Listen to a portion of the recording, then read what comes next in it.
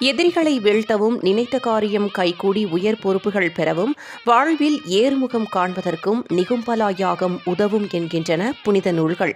திருமண தடைகள், குடும்பத்தில் தொடர்ந்து வரும் சிக்கல்கள், வியாபார தொழில் தேக்கங்கள், மாறி மாறி வரும் மனம், உடல் உபாதைகள் யாவும் நீங்க இந்த நிகும்பலா யாகம் உதவும் என்கிறார்கள்.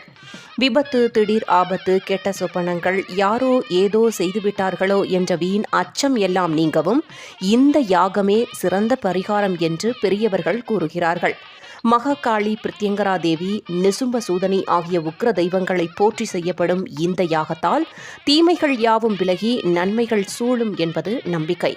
ராமாயணத்தில் ராம லட்சுமணர்களை வெற்றி கொள்ள ராவணனின் மகன் இந்திரஜித் 8 திசைகளிலும் மயான பூமியை உருவாக்கினான். அங்கு பிரத்யங்கரா தேவியை வழிபட்டு இந்த நிகும்பலா யாகத்தை நடத்தினான். தர்மம் இந்திரஜித் பக்கம் இல்லாததால் தேவி அவனுக்கு உதவி புரியாமல் ராமருக்கு வெற்றியை தேடித்தந்தாள் என்கிறது ராமாயண இதிகாசம். தர்மம் எவரிடம் உள்ளதோ அவர்களை காக்கும் அக்னி ரட்சையாக இந்த யாகம் விளங்குகிறது என்கின்றன ஞான நூல்கள். சோழர்களின் வெற்றிக்கு இந்த நிகும்பலா யாகம் பெருமளவு பயன்பட்டது என வரலாற்று ஆய்வாளர்களும் சொல்கின்றனர். எனவே இனி கோவில்களில் நடைபெறும் நிகும்பலா யாகத்தில் நாமும் கலந்து கொண்டு பயன்பெறுவோம். அம்பிகையின் அருளால் அனைத்தும் நம் வசமாகட்டும். இதுபோன்ற ஆன்மீக தகவல்களுடன் மீண்டும் உங்களை சந்திக்கிறேன். நன்றி, வணக்கம்.